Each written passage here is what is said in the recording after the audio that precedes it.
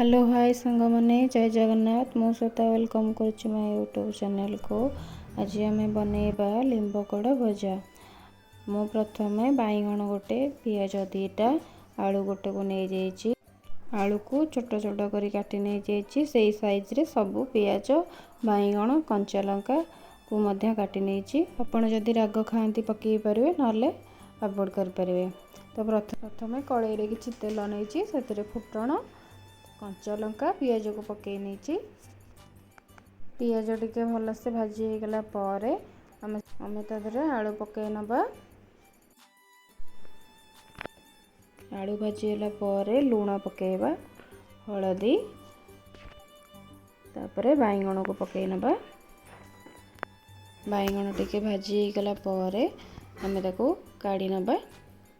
कड़ाई रे तेल नबा तापरे लिंब कड़ को पकई नबा। लिंब कड़ टिके नाली आसिले भलसे भाजी हो गले आमे तादरे बाइगण आलू भजा को पकई नबा। ताको भल भाव गोले नबा। देखो आमर लिंब कड़ हो गला। आपण मानक मोर जदि लिंब कड़ रेसिपीटी भल लगी लाइक शेयर सब्सक्राइब और कमेंट निश्चय करेंगे। और लिंब कड़ निजे करंतु और अन्य मानक भी करके दिंतु। यह देह बहुत ही भल होता है। रोची नमस्कार जय जगन्नाथ।